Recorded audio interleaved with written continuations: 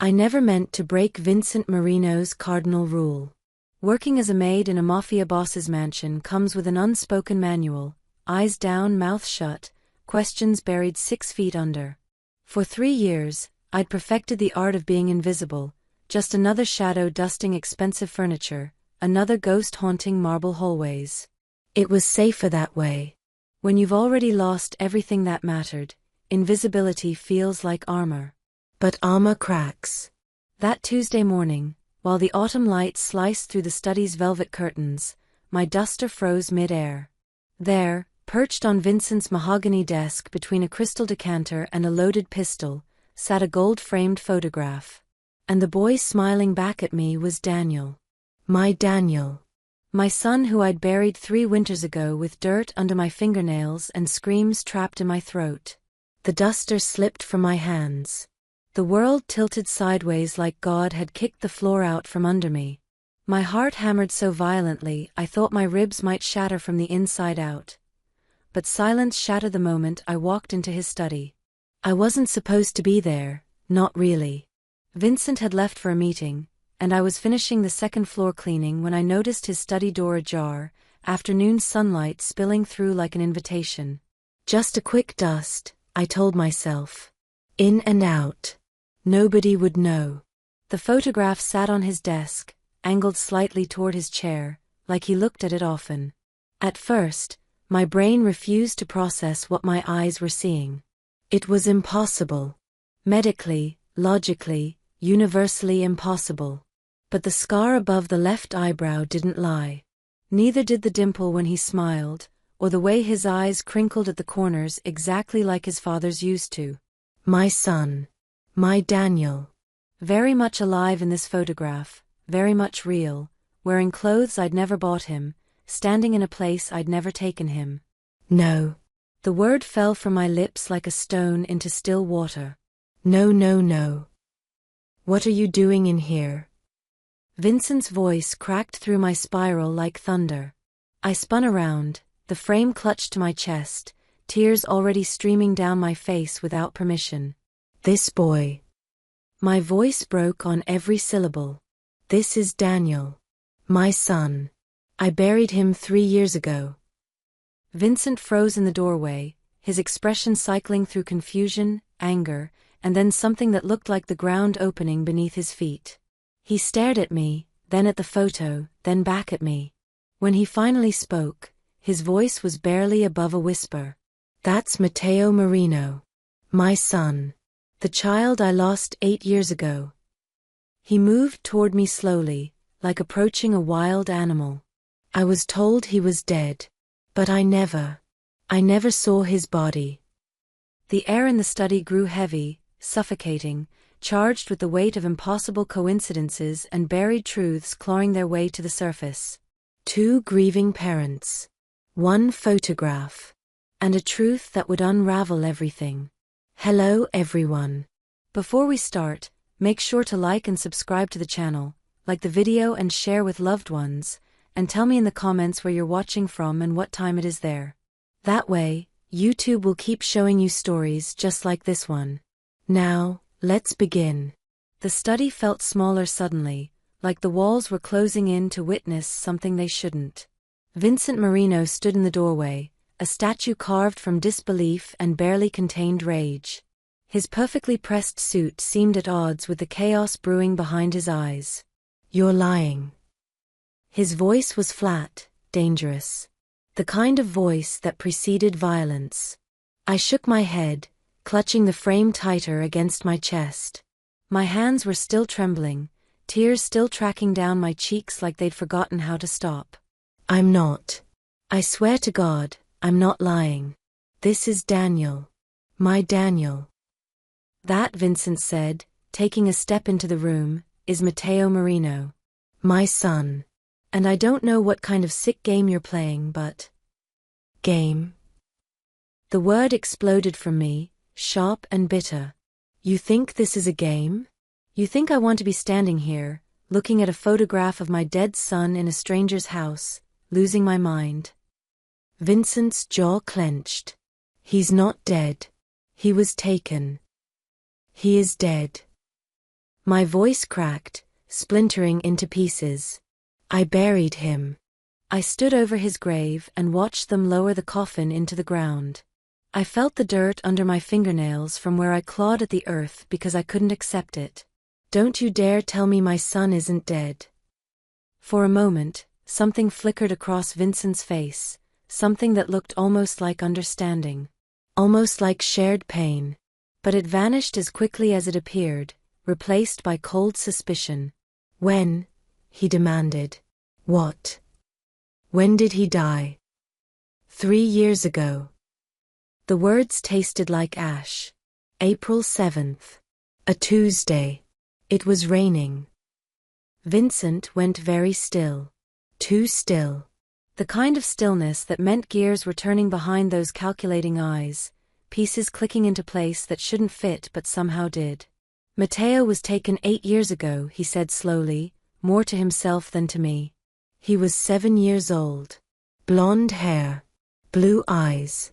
A scar. Above his left eyebrow, I finished, my voice barely a whisper. Shaped like a crescent moon. He got it when he was 4, fell off his bike trying to race the neighborhood kids. Vincent's face went pale. Actually pale, like I'd reached into his chest and squeezed his heart. I kept going, unable to stop now that the dam had broken. He had a dimple. Right here. I touched my left cheek. Only showed up when he really smiled, not the polite smile he used for strangers. The real one. And his eyes, they weren't just blue, they had these little gold flecks near the center, like someone had sprinkled stardust there. Stop. Vincent's voice came out strangled.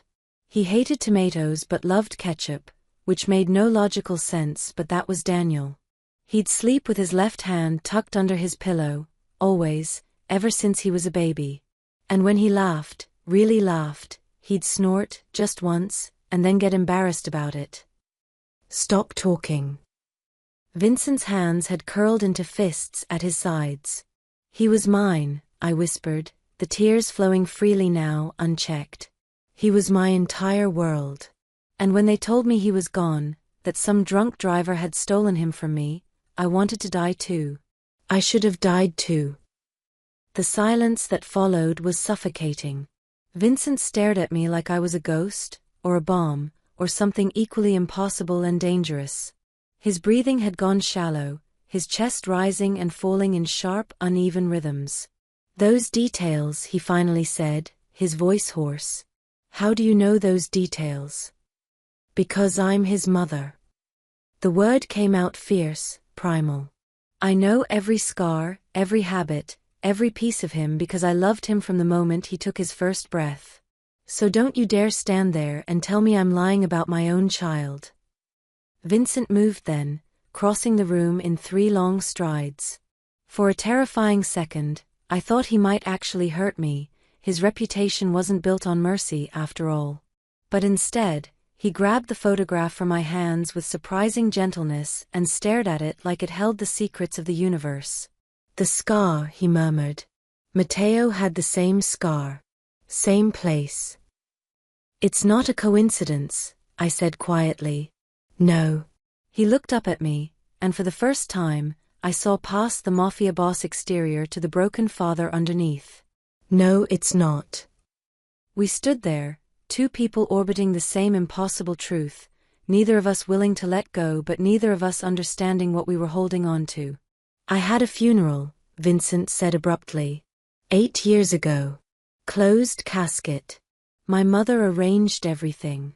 She said. He swallowed hard. She said the body was too damaged. From what they'd done to him. My stomach dropped.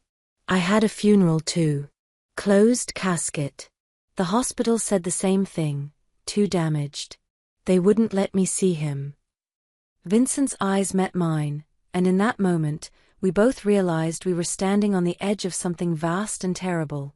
A conspiracy that had stolen the same child twice, buried him in 2 different graves, and made 2 different parents believe he was gone. Someone is lying, Vincent said, his voice taking on that dangerous edge again. Someone orchestrated this. But why? Why would anyone? I don't know. He set the photograph back on his desk with careful, deliberate precision. But I'm going to find out. He turned to face me fully, and I saw the transformation happen in real time. The grieving father retreated, and the mafia boss emerged, cold, calculating, lethal. What's your full name? Maya Rivers. Maya Rivers, he repeated, like he was committing it to memory. Or maybe checking it against some mental database of enemies and threats. How long have you worked here? 6 months. And in those 6 months, you never thought to mention that you recognized a photograph in my home? I only saw it today, I said defensively. I've never been in your study before. You're never gone during cleaning hours. Vincent studied me for a long moment, those green eyes dissecting me piece by piece. I forced myself to hold his gaze, to not look away, even though every instinct screamed at me to run. Finally, he spoke. Tomorrow morning. 8 o'clock. You're going to come back to this study, and you're going to tell me everything. Every detail about your son, where you lived, where he went to school, what hospital declared him dead, who handled the funeral. Everything. It wasn't a request. And if I refuse? The question was stupid, reckless, but I asked it anyway. Something almost like respect flickered across Vincent's face. You won't. Because if there's even a chance that boy is still alive somewhere, you'll move heaven and hell to find him. He paused. Same as me. He was right. God help me, he was right. 8 o'clock, I whispered. Vincent nodded once, dismissing me with the gesture. But as I turned to leave, his voice stopped me at the doorway. Maya. I looked back. If you're lying to me, if this is some elaborate con, you won't live long enough to regret it. The threat hung in the air like smoke. I should have been terrified. Maybe I was. But beneath the fear was something stronger, something that had been dead inside me for 3 years. Hope. I'm not lying, I said quietly. I wish I was. I walked out of that study on shaking legs, leaving Vincent Marino alone with his photograph and his questions. Behind me, I heard the sound of glass shattering, the decanter probably, or maybe something else. The sound of a man coming undone. I understood the feeling. I didn't sleep that night. Sleep felt like a luxury reserved for people whose worlds made sense, whose dead children stayed properly dead instead of haunting photograph frames in mafia mansions. I sat at the tiny kitchen table in my studio apartment, watching the hours bleed into each other while the city hummed outside my window. 3 a.m. became 4. 4 became 5. The darkness slowly surrendered to a gray, reluctant dawn that matched my mood perfectly. 8 o'clock was coming whether I was ready or not. By 7:30, I'd changed clothes 3 times, made coffee I couldn't drink, and rehearsed what I'd say so many times the words lost all meaning. How do you explain the worst night of your life to a stranger? How do you make someone understand the specific flavor of grief that comes from burying your child? Vincent Marino's study felt different in the morning light. Less like a cathedral, more like a courtroom. He sat behind his desk, perfectly composed in a charcoal suit, looking like he'd actually slept. The only sign of last night's chaos was the missing decanter, replaced by a coffee service that probably cost more than my monthly rent. Sit, he said, gesturing to the leather chair across from him. I sat. My hands twisted together in my lap, a nervous habit Daniel used to tease me about. Vincent poured 2 cups of coffee with steady hands. Start from the beginning. The night he died. The words were a key turning in a lock I'd welded shut 3 years ago. Everything came flooding back, the smells, the sounds, the way my heart had simply stopped beating for what felt like hours. It was April 7th, I began, my voice barely above a whisper. A Tuesday. Daniel had been at soccer practice. He was supposed to walk home with his friend Marcus, but Marcus's mom called to say Marcus was sick, so Daniel was walking alone. Vincent's expression remained neutral, but I saw his jaw tighten slightly. I was making dinner. Spaghetti, his favorite, even though he'd insist on picking out all the tomatoes. A ghost of a smile crossed my lips, bitter and brief. The phone rang at 6:47. I remember because I looked at the clock, annoyed at the interruption. It was the hospital. The kitchen in my memory dissolved, replaced by sterile white hallways and the smell of antiseptic strong enough to burn my nostrils. They said there'd been an accident. A hit and run. They found his backpack nearby, his school ID. But the body. My throat closed up, and I had to force the next words out. They said the body was badly damaged. Multiple trauma. They didn't recommend viewing. Did you insist? Vincent asked quietly. Of course I insisted. The words came out sharper than intended. I screamed at them. I threatened to sue, to call the police, to do whatever it took. But they just kept saying the same thing, that I didn't want to remember him that way. That it would haunt me forever. I could still see Dr. Patterson's face, sympathetic but firm. Placing a hand on my shoulder like that would somehow make the nightmare bearable. Finally, they brought out Dr. Chen, the head of trauma. He sat me down and explained, in excruciating detail, what a high-speed impact does to a child's body. How the injuries were incompatible with life. How even if I insisted on viewing, I wouldn't be able to recognize him. My hands were shaking now, coffee forgotten. He said the kindest thing I could do, for myself and for Daniel's memory, was to trust them.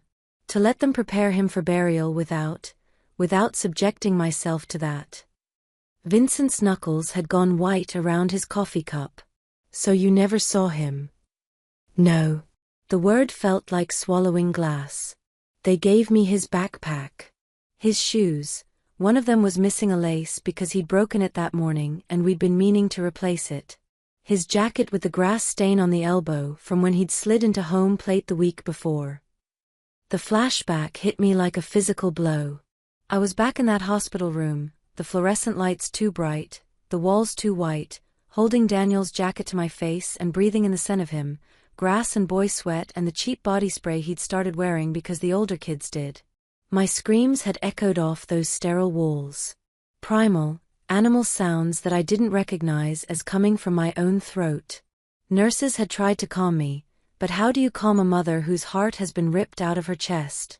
The funeral was 3 days later, I continued, forcing myself back to the present. Closed casket, like they'd insisted. I remember standing there, staring at that wooden box, trying to reconcile the fact that my son, my living, breathing, laughing son, was supposedly inside it. It felt wrong. Everything felt wrong. Did you? Vincent's voice was rough. Did you ever think about exhuming the body? I laughed, a hollow sound. Every single day for the first year. But they said it would be too traumatic, that time and decomposition would have made identification impossible anyway. And part of me. I swallowed hard. Part of me was terrified of what I'd find. Or wouldn't find. Vincent was quiet for a long moment, staring into his coffee like it held answers. When he finally spoke, his voice carried the weight of old wounds. Mateo was 7 when they took him. I looked up, meeting his eyes. This was his turn to bleed. There was a war brewing with the Moretti family. They'd been encroaching on our territory, making moves, trying to destabilize our operations. I knew they'd retaliate eventually, but I never thought. His hand clenched into a fist on the desk. I never thought they'd go after my son. The pain in his voice was familiar. I'd heard it in my own for 3 years. He was playing in the garden. Behind these very walls, supposedly safe. We had guards, cameras, every security measure imaginable. But somehow they got to him anyway. Vincent's jaw tightened. My mother found his jacket by the garden wall. There was blood on it. Not much, but enough. I felt my chest constrict with empathy I didn't want to feel for this man. They sent a message 3 days later. Said they'd killed him. Sent proof, his favorite toy, a dinosaur he carried everywhere, covered in. He stopped, composing himself. My mother arranged the funeral. She said she'd seen the body, identified it, and that I shouldn't have to bear that burden. That a father shouldn't have to see his child like that. Closed casket, I whispered. Closed casket, he confirmed. I wanted to see him. Needed to. But my mother insisted it would destroy me, that the injuries were too severe. And I was. He paused, something vulnerable flickering across his face. I was too broken to fight her. The parallel was impossible to ignore. 2 funerals, both closed casket, both with authorities insisting the bodies were too damaged to view. 2 parents kept away from their children's corpses by well-meaning gatekeepers. 2 children who might never have been in those coffins at all. Someone staged this, I said, the realization crystallizing into certainty. Both times. Someone wanted us to believe our children were dead. Vincent's eyes met mine, and I saw the same cold fury I felt burning in my own chest. The question is who, he said quietly. And more importantly, why? He stood abruptly, moving to the window overlooking the garden where his son had disappeared. The morning light cast shadows across his face, making him look older, wearier. There's only one way to know for certain, Vincent said, his voice taking on that dangerous edge I'd heard yesterday. My heart began to race. What are you suggesting? He turned to face me, and the look in his eyes was both terrifying and exactly what I needed to see. We dig up the graves. The room spun slightly. The thought of disturbing Daniel's final resting place, of confronting whatever truth lay 6 feet under, made my stomach turn. But beneath the nausea was something else. That same wild, impossible hope from yesterday. When? I asked. Vincent smiled, but there was no warmth in it. Tonight. I'll make the arrangements. And if the coffin isn't empty? The question I was terrified to ask. Then we'll know the truth, and we can finally grieve properly.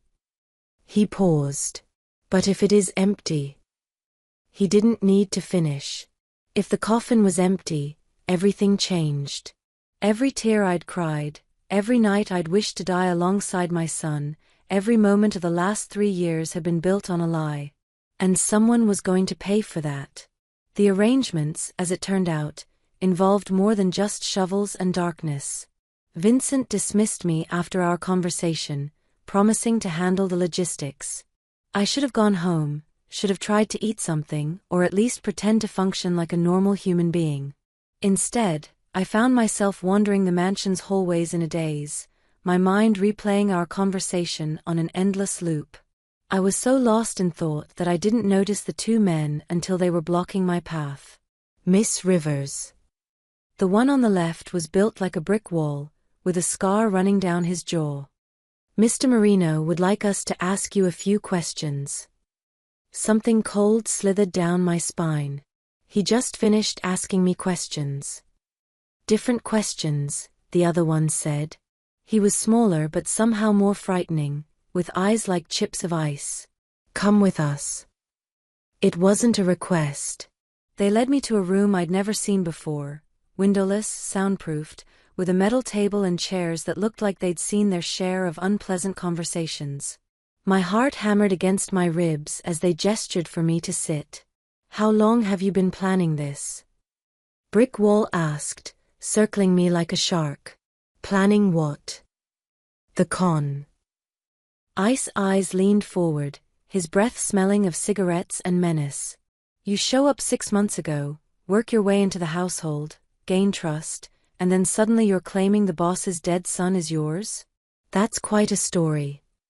It's not a story, it's the truth. Convenient truth, Brick Wall interrupted. Real convenient that you just happened to get hired here. That you just happened to wander into his study. That you just happened to see that specific photograph. My hands clenched into fists on the table. I didn't plan any of this. I didn't even know who Vincent Marino was when I took this job. I needed work, that's all. Where'd you work before? Ice Eyes pulled out a notepad, flipping through it with theatrical precision. Says here you've had 17 different jobs in the last 3 years. Cashier, waitress, cleaning lady, factory worker. Never stay anywhere longer than a few months. Why is that? Because I couldn't bear to be around people. Because every workplace eventually had someone who'd ask about my life, my family, whether I had kids. Because the pity in their eyes when I'd say I had a son, but he died was worse than the loneliness. I moved around, I said instead. So what? So it looks suspicious, Brick Wall said. Looks like someone who's running from something. Or running towards something. I'm not. Who sent you? Ice Eyes slammed his hand on the table, making me jump. The Morettas? The Castellanos? Who's paying you to mess with the boss's head? Nobody. I'm telling you the truth. The truth. Brick Wall laughed, a sound like gravel in a blender. Lady, the truth is you're either delusional or you're running a con. Either way, you're a liability. The interrogation went on for what felt like hours. The same questions from different angles, designed to trap me in contradictions that didn't exist. They wanted me to be lying, needed me to be lying, because the alternative, that I might actually be telling the truth, was too complicated for their black and white world. When they finally let me go, my hands were shaking and my throat was raw from defending myself. I stumbled out into the hallway, feeling like I'd been wrung out and hung to dry. Rough morning. I looked up to find Vincent's assistant, a polished woman named Sophia who'd always been professionally distant, watching me with something that might have been sympathy. You could say that, I managed. Don't take it personally. They do that to everyone who gets too close to the boss. She glanced around, then lowered her voice. Between you and me? I think you rattled him. Vincent Marino doesn't get rattled. She walked away before I could respond, leaving me alone with that small bitter comfort. I should have left then. Should have gone home, packed my things, and disappeared before Vincent's men decided I was more trouble than I was worth. But I couldn't. Not when we were so close to answers. Instead, I found myself drifting toward the East Wing, where the older staff rooms were located. The mansion had a skeleton crew during the day. Most of Vincent's people worked nights, when the real business happened. But there were always a few veterans hanging around, the ones who'd been with the family for decades. I heard the voices before I saw them. Can't believe he's actually listening to her.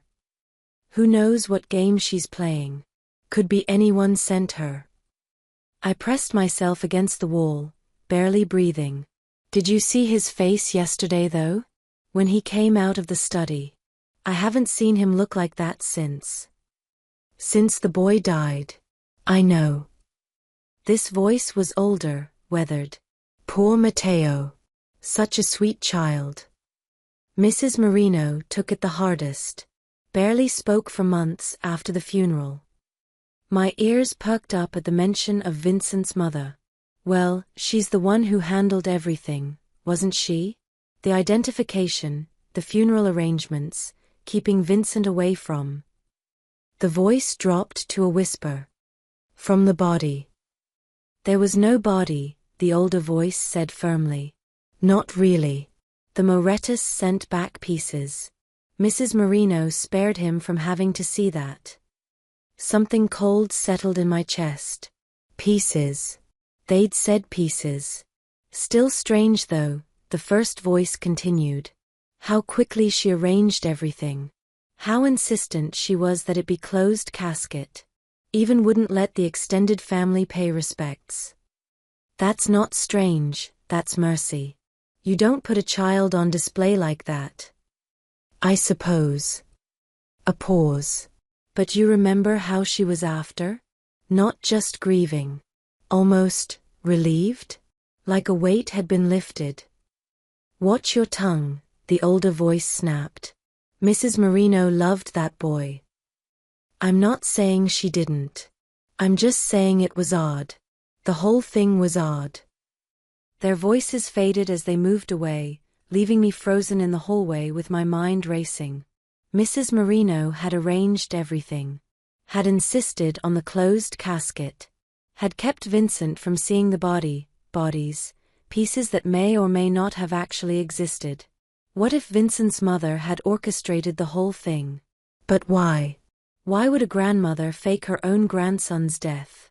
What possible reason could she have? I thought about Dr. Chun, insisting I not view Daniel's body. The hospital staff, so sympathetic but so firm. The rushed funeral, the sealed coffin. Had someone paid them? Orchestrated my son's disappearance the same way Vincent's mother had orchestrated Mateo's? My phone buzzed in my pocket, making me jump. A text from an unknown number. Cemetery. Greenwood Memorial. Tonight, 11 p.m. Come alone. V. My heart pounded as I typed back, okay. But I couldn't wait until tonight. I needed to see Daniel's grave now in daylight, when the world still made some kind of sense. Greenwood Memorial was a 40-minute bus ride from the mansion. I made the journey in a fog, muscle memory carrying me through the routes I'd walked countless times in the early days, when I'd visit his grave every morning and every evening like some kind of penance. The cemetery was quiet, peaceful. Daffodils were starting to bloom along the pathways. Spring had always been Daniel's favorite season. His grave was in the children's section, marked by a simple headstone, Daniel Rivers. Beloved son. Forever in our hearts. I approached slowly, my feet heavy as concrete. Something felt wrong. The grass around the plot looked disturbed, darker than the surrounding area. Fresh, somehow. And then I saw it. The earth near the headstone was uneven, recently moved. Small divots in the soil, like someone had been testing the ground. One of the funeral flowers I'd left last month, fake roses that I'd thought would last forever, was lying 10 feet away, trampled into the dirt. Someone had been here. Someone had disturbed my son's grave. I dropped to my knees, pressing my hands into the soil, feeling for, what? Evidence? Proof? The earth felt loose, recently turned. Not professionally, not like grave maintenance. More like someone had been digging. Searching. Looking for something that isn't there, I whispered to the wind. My phone buzzed again. Vincent, my people are watching you. Stay calm. Don't draw attention. We dig tonight. But someone had already beaten us to it. The question was, had they found what they were looking for? Or had they discovered, just like we were about to, that there was nothing to find at all? The rain started at 10:30, like the universe had a flair for dramatic timing. I stood at the cemetery gates, watching the drops create halos around the streetlights, my jacket already soaked through. Vincent had said 11. It was now 10:58, and every second felt like an eternity stretched on a rack. A black SUV pulled up, silent as a hearse. The back door opened.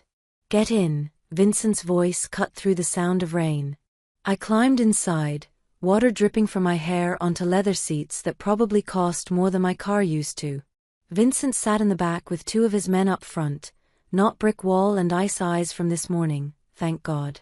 These ones looked like they specialized in the quiet kind of violence, the kind that left no witnesses. You came alone, Vincent observed. You told me to. Most people don't follow orders from men like me very well. There was something almost like respect in his tone, especially when those orders involve grave robbery. This isn't grave robbery. My voice came out harder than I intended. This is finding the truth. Vincent studied me in the dim light, rain streaking down the windows between us like tears. You understand what we're about to do? What it means if you're wrong? I'm not wrong. But my hands were shaking, betraying me. And if the coffin isn't empty? If your son really is? He trailed off, but the implication hung heavy in the air. If Daniel really was in that box, decomposed and gone, then I'd been torturing myself with false hope. Then this whole thing was just a grieving mother's delusion, and I disturbed my child's eternal rest for nothing. Then at least I'll know, I whispered. At least I can stop wondering. The SUV pulled through the cemetery gates. Apparently Vincent had the kind of influence that made locked gates open at midnight. We drove in darkness, headlights off, navigating by memory and moonlight filtered through storm clouds. When we reached the children's section, Vincent's men were already there. 4 of them, dressed in black, with professional-grade equipment that made my earlier fantasy of just 2 people with shovels seem laughably naive. Mr. Marino, one of them nodded. Ground soft from the rain. Should make the work easier. Easier. As if there was an easy way to dig up your child's grave. I stepped out into the rain, and it immediately intensified, like the sky was crying for what we were about to do. My feet sank into mud as I approached the headstone. Daniel Rivers. Beloved son. Forever in our hearts. Not forever, I thought. Not if he's still out there somewhere. Miss Rivers. Vincent appeared beside me, rain plastering his hair to his forehead, making him look less like a mafia boss and more like a man about to face his worst fear. Last chance to walk away. I'm not walking away. I turned to face him fully. Are you? Something flickered in his eyes, surprise, maybe, or recognition. The acknowledgement that we were the same, he and I. 2 parents who'd been broken by loss and rebuilt ourselves on foundations of grief so deep they become part of our skeletons. No, he said quietly. I'm not. His men began to dig. The sound of shovels hitting earth was obscenely loud in the silence of the cemetery. Each scrape of metal against soil felt like it was carving pieces out of my chest. I wanted to look away but couldn't. Vincent stood beside me, equally transfixed, his hands clenched into fists at his sides. The rain came down harder, turning the grave site into a muddy soup. Vincent's men worked with grim efficiency, their movements mechanical. They'd probably done this before for less noble reasons. How deep? One of them called out. Standard depth, Vincent replied, his voice steady despite the way his jaw was clenched tight enough to crack teeth. 6 feet. 6 feet of earth between me and the truth. 6 feet that felt like 6 miles. Time became elastic. Minutes stretched into hours or compressed into seconds. I couldn't tell anymore. All I knew was the rain, the mud, the rhythmic sound of digging, and Vincent's presence beside me like an anchor in a storm. Then, a different sound. Wood on metal. We've hit something, one of the men announced. My knees nearly gave out. Vincent's hand shot out, gripping my elbow to steady me. For a moment, we just stood there, holding on to each other like drowning people clutching driftwood. Clear it off, Vincent ordered. They brushed away the remaining dirt with gloved hands, revealing the top of a small coffin. White, with brass handles. I remembered picking it out in a haze of grief, the funeral director guiding me through choices no parent should ever have to make. Boss. One of the men looked up, waiting for the final order. Vincent looked at me. Together. I nodded, not trusting my voice. We descended into the grave, mud sucking at our feet, rain soaking us to the bone. Up close, the coffin looked smaller than I remembered. Had it always been this tiny? Had my son really been meant to fit inside something so impossibly small? Vincent's men had crowbars ready. I watched as they positioned them under the lid, waiting for Vincent's signal. On 3, he said, his voice rough. 1, 2. I closed my eyes, unable to watch. The sound of wood splintering was like bones breaking. 3. I forced my eyes open. The coffin lid came free with a groan of protesting metal and wood. Vincent's men stepped back, their faces carefully neutral, professional masks hiding whatever they actually felt. Vincent and I moved forward as one, looking down into the open coffin. Empty. Completely, utterly empty. No body. No bones. No remains. Just white satin lining, slightly yellowed with time, and absolutely nothing else. The world tilted sideways. A sound escaped my throat, half sob, half laugh, completely unhinged. My legs gave out and I collapsed to my knees in the mud at the edge of the grave, staring down at that empty box like it was a miracle and a nightmare wrapped in the same impossible package. "He's not here," I whispered. "He's not here."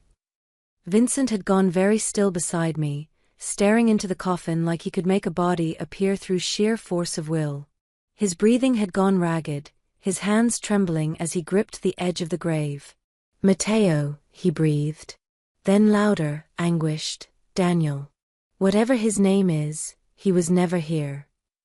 One of his men spoke up carefully. "Boss, we should leave us," Vincent snapped. "All of you. Now."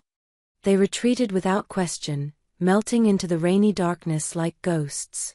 It was just us now, two people standing over an empty grave, holding the shattered pieces of 3 years of grief. I don't know who broke first. Maybe it was me, maybe it was Vincent, maybe we both shattered simultaneously. But suddenly I was sobbing great, heaving sobs that shook my entire body. Not tears of sadness this time, but something wilder, more primal. Relief. Rage. Hope. Vincent sank down beside me, and for the first time since I'd met him, the mask completely fell away. His face crumpled, tears mixing with rain, and he looked like what he really was beneath all the power and violence, a father who'd lost his son and just found out he might still be alive. "They lied to us," I said through my tears, my voice gaining strength. "They lied to both of us. They made us believe our children were dead, made us grieve, made us bury empty coffins." "Who?" Vincent's voice was raw, dangerous. "Who would do this?" But even as he asked, I saw the realization dawning in his eyes. The same realization that had been growing in my mind since I'd overheard those whispers in the mansion. "Your mother," I said quietly. "She arranged Matteo's funeral. She kept you from seeing the body. She insisted on the closed casket." Vincent's face went white, then red, fury replacing grief in the span of a heartbeat. "If she did this, if she took my son and made me think he was dead." He didn't finish the sentence. He didn't need to. I pushed myself to my feet, rain streaming down my face, mud coating my clothes. I looked down at that empty coffin, the lie I'd been living with for 3 years, and felt something shift inside me. The grief that had weighed me down like chains suddenly transformed into something else. Fire. Pure, burning determination. "He's alive," I said, my voice steady now, strong. "Daniel is alive. Somewhere out there, my son is breathing and living and," my voice cracked, but I didn't let it break. "And I'm going to find him."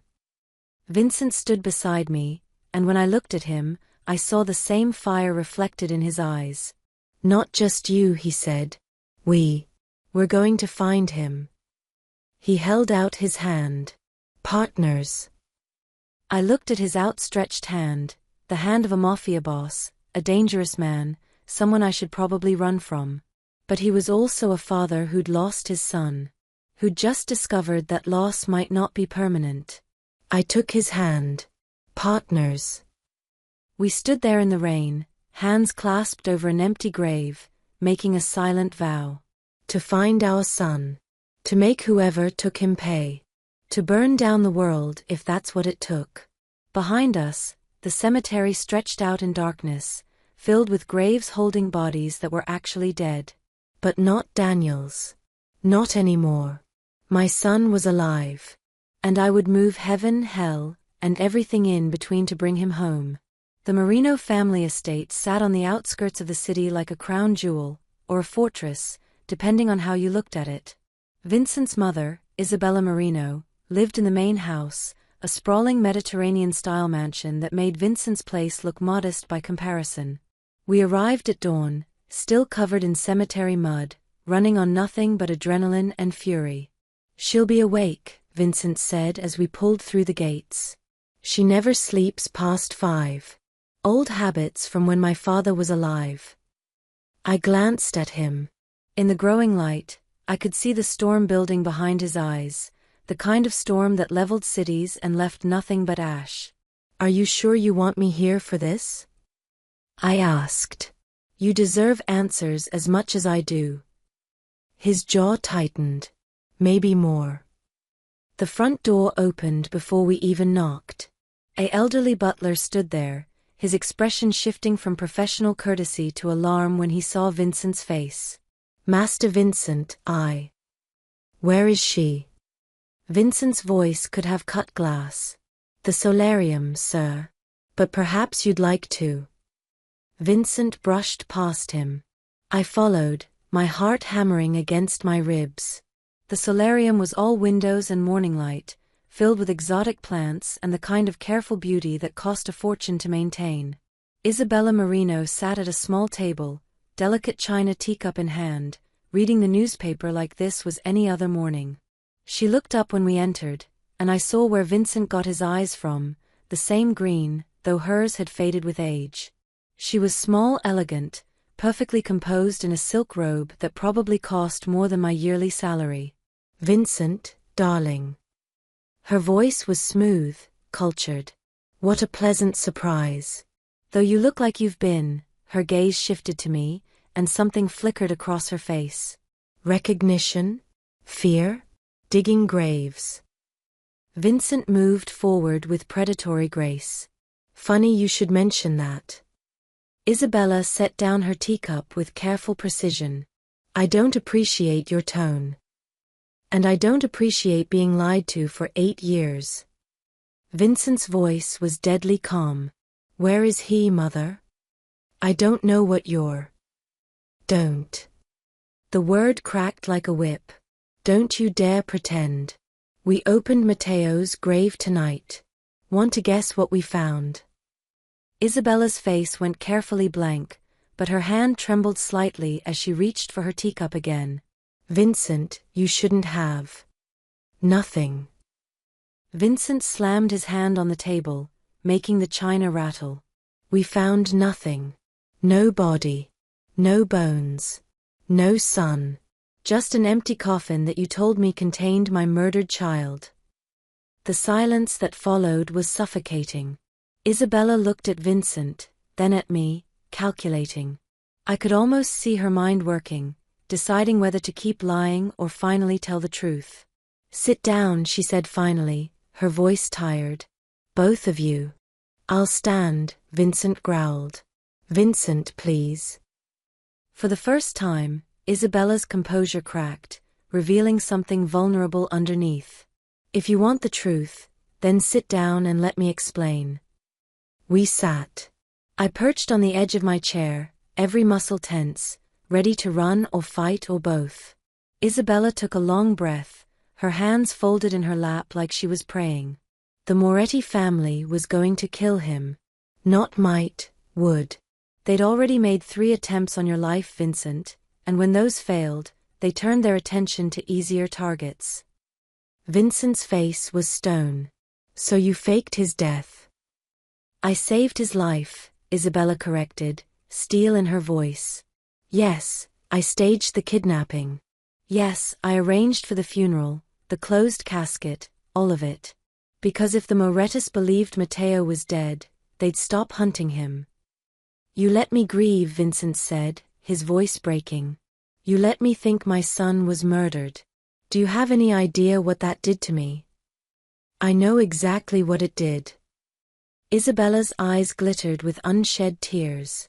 "But a grieving father was better than a dead son.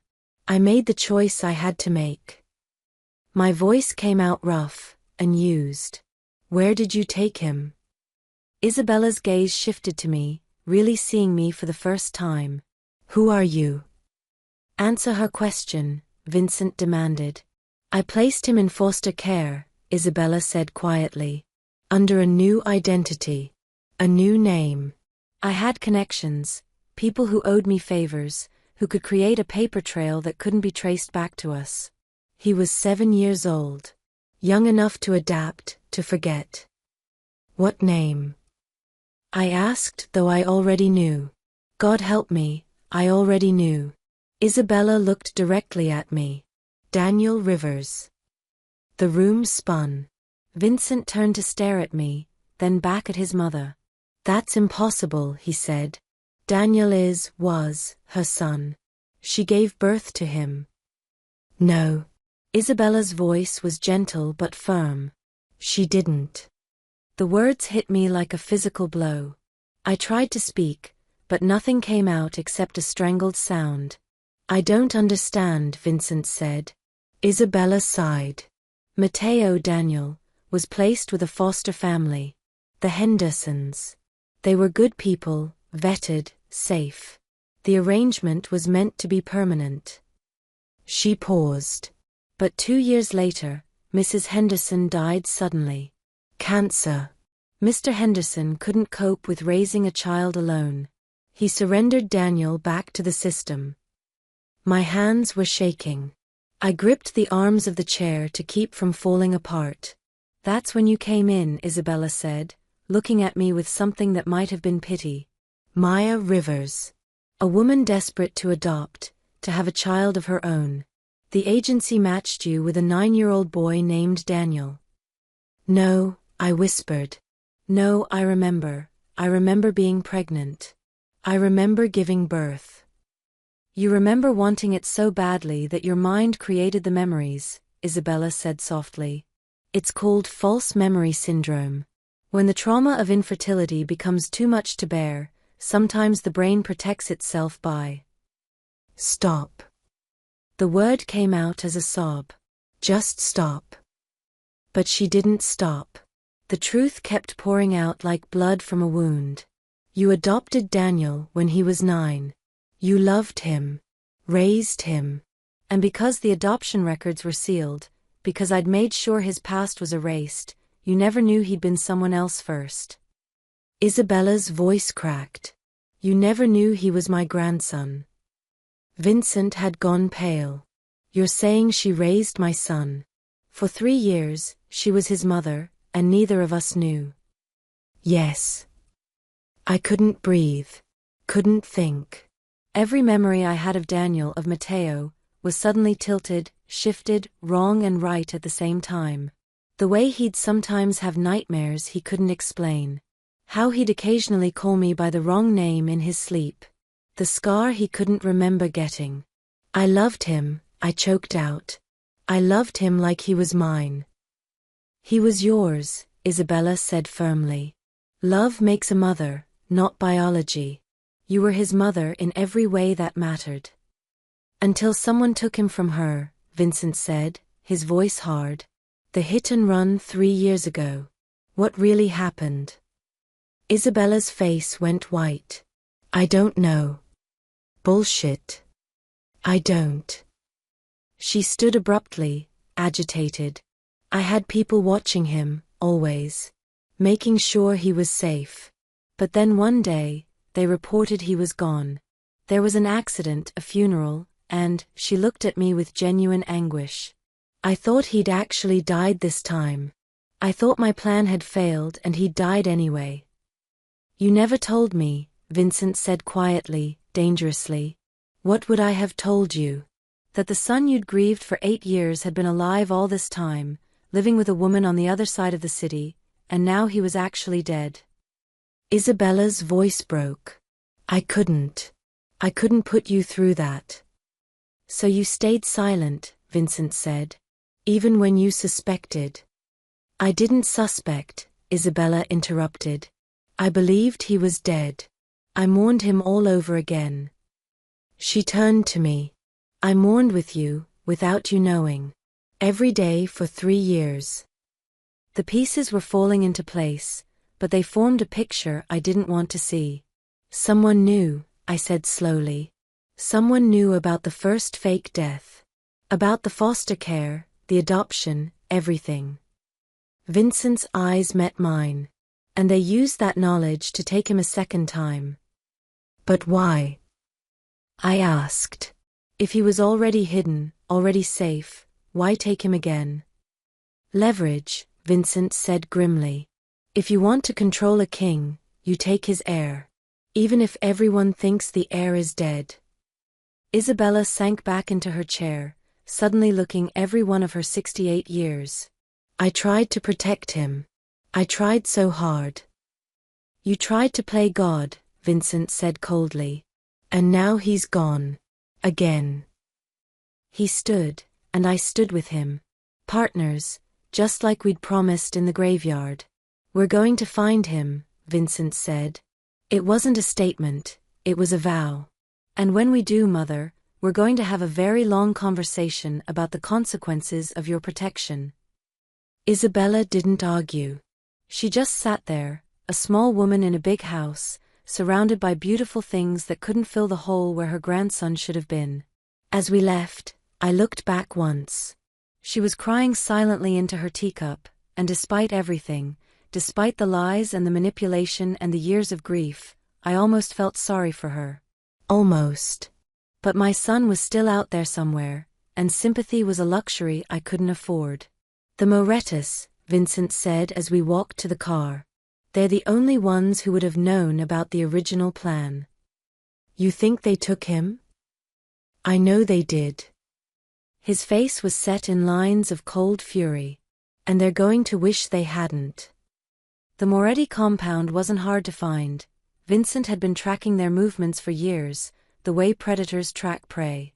What was hard was getting close enough without starting a war. We sat in Vincent's study, a war room now, with maps and photographs spread across every surface. His men came and went like shadows, bringing intelligence, whispers, pieces of a puzzle we were desperate to complete. The hit and run was staged, Vincent said, pointing to a grainy surveillance photo. Look at the timestamp. The hospital called you at 6:47. But the accident was reported at 6:32.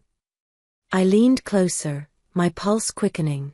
They called me 15 minutes after the accident was reported? Exactly. Vincent's jaw tightened. Which means they already had Daniel before the accident was even staged. The whole thing was theater, a performance to make you believe he was dead. My hands clenched into fists. The hospital. Dr. Chen. Were they paid off or threatened? Probably both. Vincent pulled out another photo, this one of a man in an expensive suit standing outside a hospital. This is Carlo Moretti, second in command of the Moretti family. He was at the hospital that night. The rage that swept through me was physical, burning hot behind my eyes.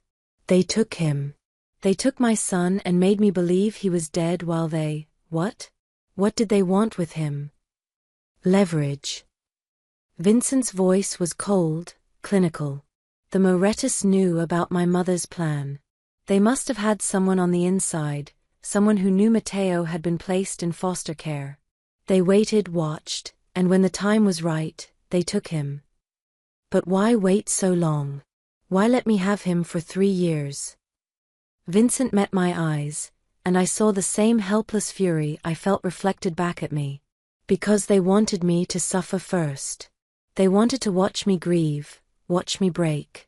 And when they finally revealed they had my son, he stopped, swallowing hard. It would destroy me completely.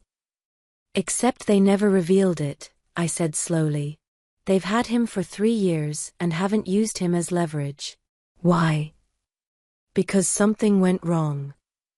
Vincent pulled out a final photograph, and my breath caught in my throat. It was recent, taken maybe days ago.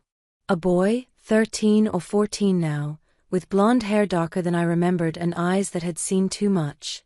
But I would have known him anywhere. Daniel. Matteo. My son. Where?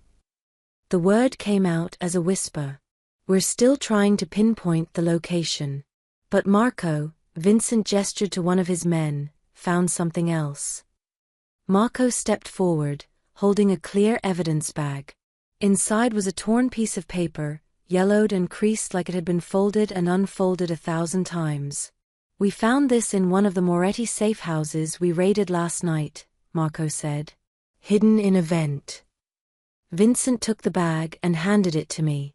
Through the plastic, I could see childish handwriting, the letters shaky but determined. Mom, if you find this, I'm alive. They said you think I'm dead, but I'm not. I'm in a big house with guards. They call me Mateo, but I'm Daniel. I'm your Daniel. Please find me. I miss you so much. I remember everything. The spaghetti without tomatoes. The way you sing off key. How you tuck me in twice because you forget the first time. I'm alive, Mom. Please don't forget me. The paper slipped from my hands. The sob that tore from my throat was raw primal, the sound of a mother's heart breaking and healing at the same time. Tears streamed down my face as I picked up the bag again, clutching it to my chest. He remembers, I choked out.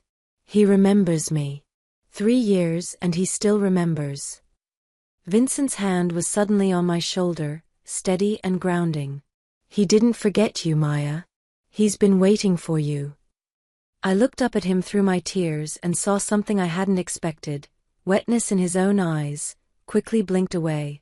We're bringing him home, Vincent said, and his voice carried the weight of absolute certainty. The Morettas will pay for every day they kept him from us. Every tear, every nightmare, every moment he spent thinking he was forgotten, they'll pay in blood. No. The word came out sharp, cutting through his rage like a blade. Vincent's eyes narrowed. No. I stood, still clutching Daniel's note, my whole body vibrating with purpose. We bring him back alive. That's the priority. Not revenge, not bloodshed, Daniel. If we go in guns blazing, if we turn this into a massacre, he could get caught in the crossfire. These are the people who stole him, who made him believe his mother thought he was dead. I know. My voice cracked. God, Vincent, I know. I want them to suffer just as much as you do. But I want my son more. I want him alive, safe home. Revenge can wait. Vincent stared at me, jaw clenched so tight I could see the muscle jumping. The war happening behind his eyes was visible, the mafia boss who dealt in violence versus the father who'd just gotten a second chance. Finally, he spoke, his voice low and dangerous. We bring him back alive. But after that, you can burn their entire world to the ground, I finished. And I'll light the match. But Daniel comes first. Vincent held out his hand, and I took it. The handshake was firm, binding, a pact sealed not just in words but in shared understanding. Partners, he said. Partners, I echoed. Marco cleared his throat. Boss, we may have something. One of our informants said the Morettas moved a package 3 days ago. High security, middle of the night. They took it to the old Rossi estate on the north side. Vincent's eyes lit up with cold fire. The estate that's supposedly abandoned? The very one. I clutched Daniel's note tighter, feeling his words through the plastic like a lifeline. I'm alive, Mom. The Rossi estate loomed against the night sky like a sleeping giant, all dark stone and darker windows. From our position in the tree line, I could count 6 guards on patrol, maybe more inside. Vincent's hand signal brought the team to a halt. 2 minutes, he whispered, checking his watch. When the guard rotation shifts, we move. My heart hammered so hard I thought it might crack my ribs. I was dressed in tactical gear that Vincent's people had provided, black on black, a bulletproof vest that felt both reassuring and terrifying. They tried to give me a gun, but my hands had shaken so badly that Vincent had quietly taken it away. You don't need to shoot, he'd said. You just need to be there when we find him. That's what matters. Now, crouched in the darkness with armed men surrounding me, I wondered if I was brave or insane. Probably both. Vincent's phone buzzed silently, the signal. The guard rotation was changing, creating a 30-second window of vulnerability. Go, Vincent breathed. We moved like shadows, fast and silent. I'd never been graceful, but fear made me quick. Vincent stayed beside me, one hand on my elbow, guiding me through the darkness. His men spread out, taking positions, neutralizing guards with efficiency that should have horrified me but instead filled me with fierce gratitude. These men were helping me find my son. I'd forgive them almost anything for that. The side entrance was exactly where the blueprints said it would be. Marco picked the lock in seconds, and we slipped inside to a service corridor that smelled of dust and disuse. Basement level, Vincent murmured, consulting his phone where the blueprints glowed softly. If they're keeping him here, that's where he'll be. We descended stairs that creaked under our weight, each sound making my heart stop. At the bottom, a hallway stretched out, lined with doors. Most stood open, revealing empty rooms, abandoned furniture. But one door was different. Newer. With a lock that gleamed in the dim light. Vincent and I locked eyes. He nodded to Marco, who moved forward with his lock picks. The click when it opened was the most beautiful sound I'd ever heard. The room beyond was small but not cruel. A bed, a desk, books scattered around. And sitting at that desk, head bent over a notebook, was a boy. My boy. He'd grown. Taller, thinner, his face losing the roundness of childhood. His hair was darker blonde now, longer than I'd kept it.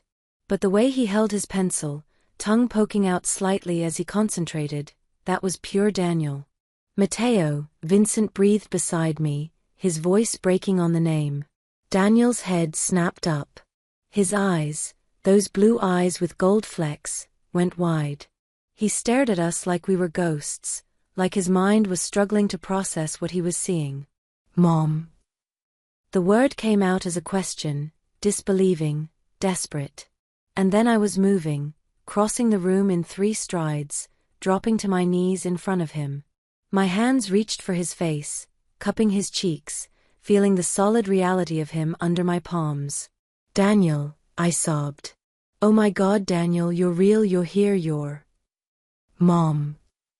He crashed into me, his arms wrapping around my neck with desperate strength. Mom, Mom, Mom.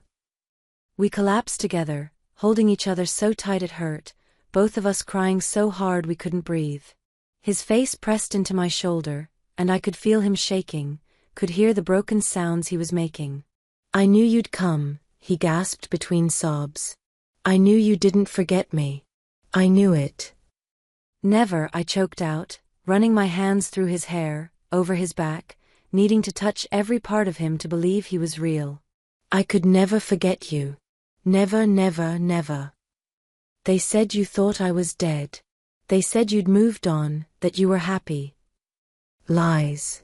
I pulled back enough to look at his face, to wipe the tears from his cheeks with shaking hands. All lies, baby. I've been looking for you every single day. Every single day. Behind us, Vincent stood frozen in the doorway. I saw him through my tears, this powerful, dangerous man staring at his son with an expression of such raw longing it made my chest ache. Daniel noticed him too. He swallowed hard. They said you're my real father. That my name is supposed to be Matteo. Vincent moved forward slowly, like approaching a wild animal. I am your father. But Daniel, his voice cracked, Daniel is who you are. Who you've become. And that's okay.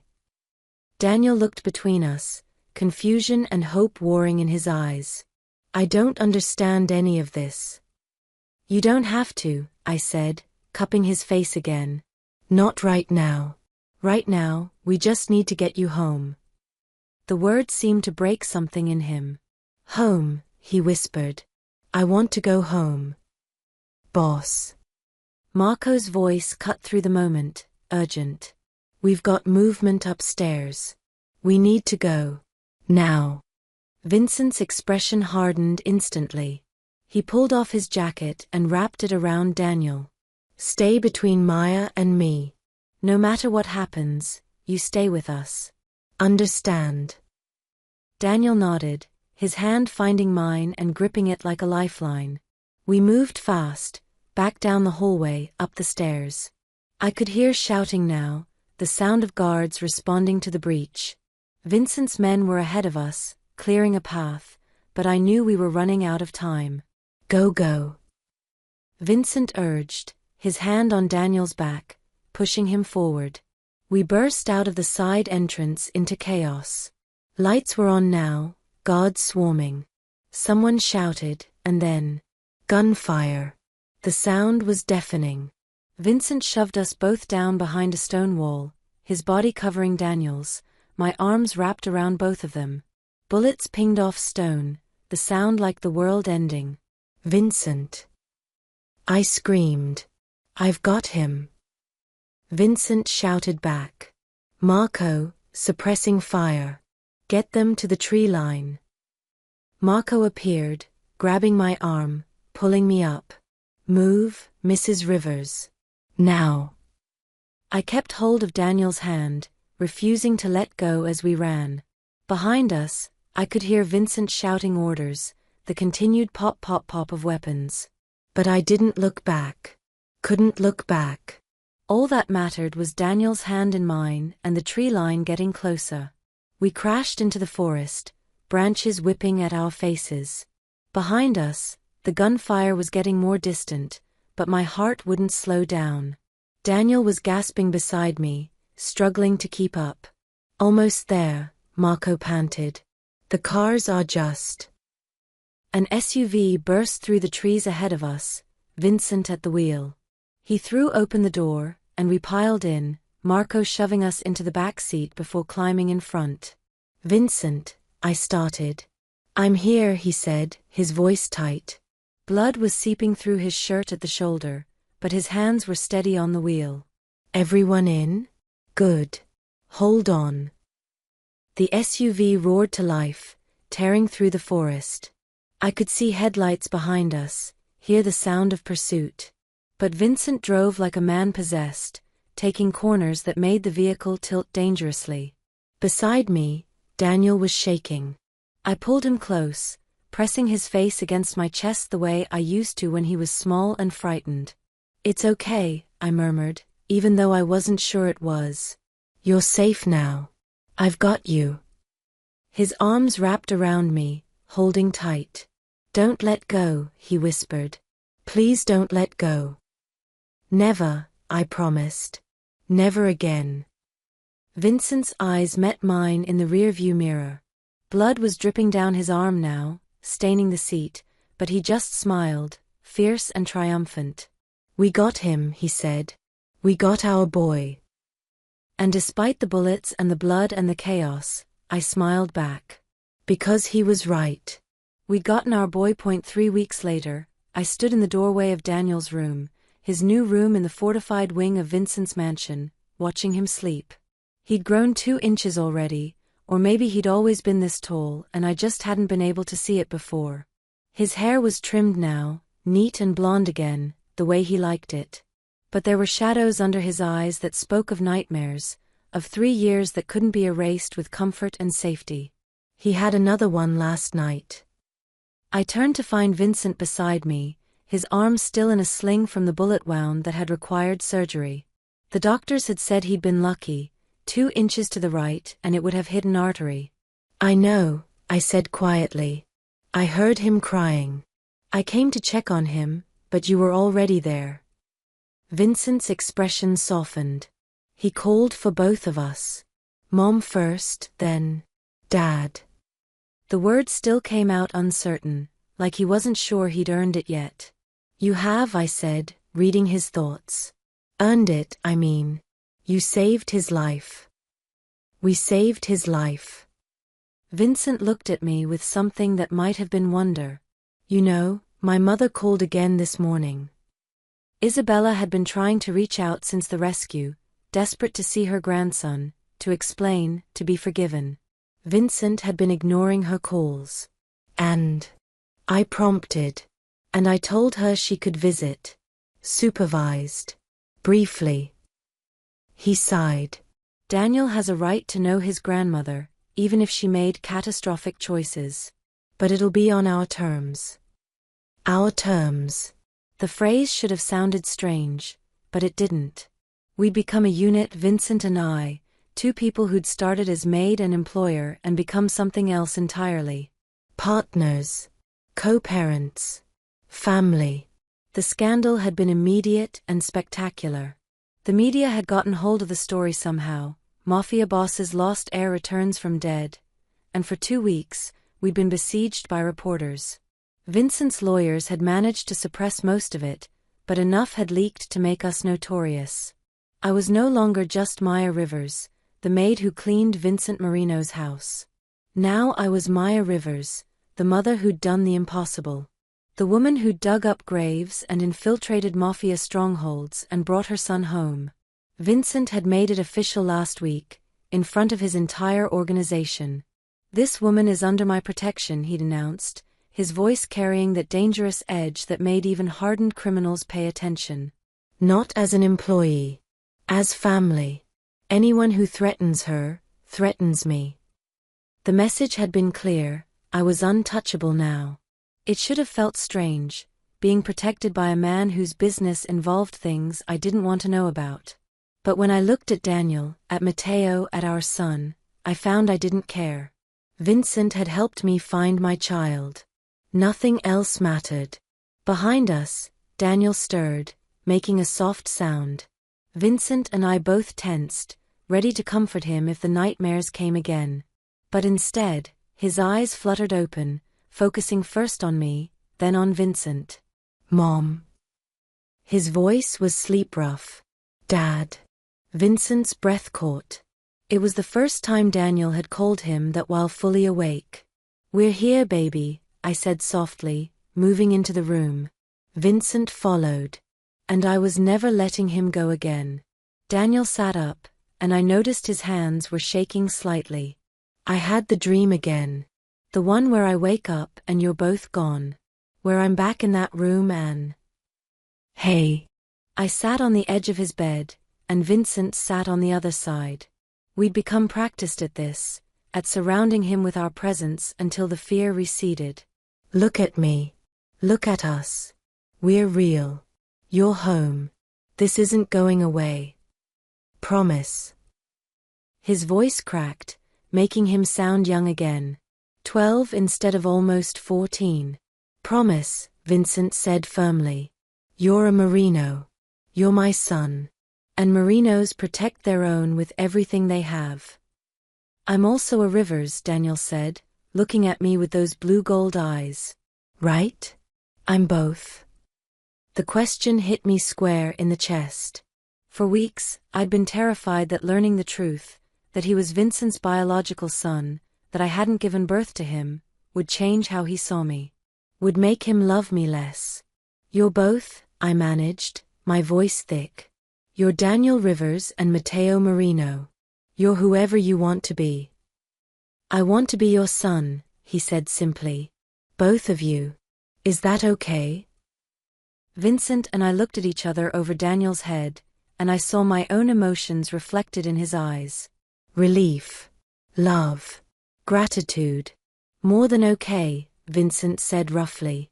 Daniel suddenly reached out, grabbing both our hands. "I knew you'd find me," he whispered. "Even when they told me you thought I was dead, even when they said I'd been forgotten, I knew. I knew you'd come." The tears came then, for all three of us. Vincent pulled Daniel into a fierce hug, and I wrapped my arms around both of them.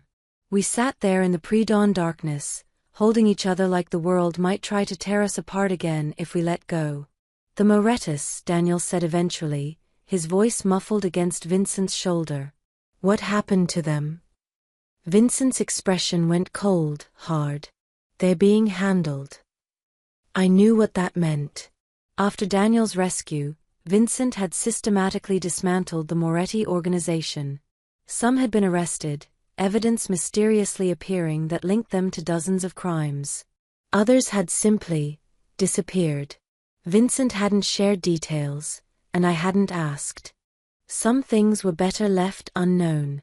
"Good," Daniel said fiercely. Then softer, "They told me Mom had forgotten me. That she'd gotten a new family." "Never," I whispered, cupping his face.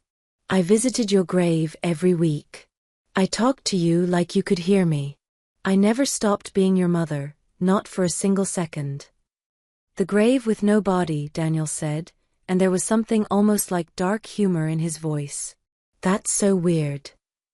"Everything about this is weird," Vincent said dryly. "But we're together. That's what matters.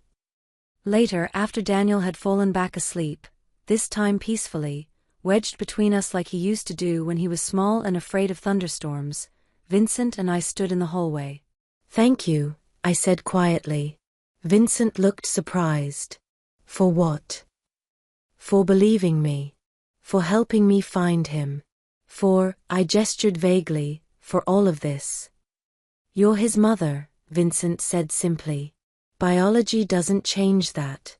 The way you love him, the way you fought for him." He stopped, his voice going rough.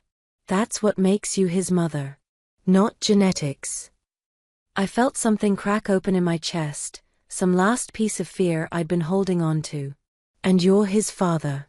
Not because of DNA, but because you saved him. Because you're here, every night, checking on his nightmares." We stood there in comfortable silence, two broken people who'd found wholeness in the most unlikely way. "I should go," I said eventually.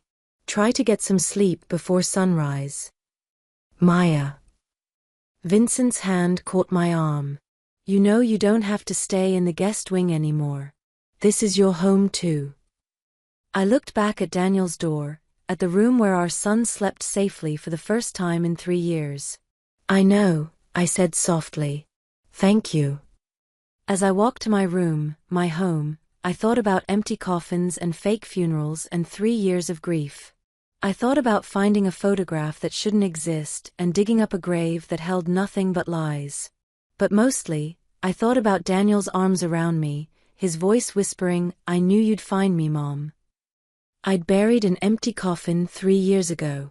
Had mourned and grieved and died a little myself.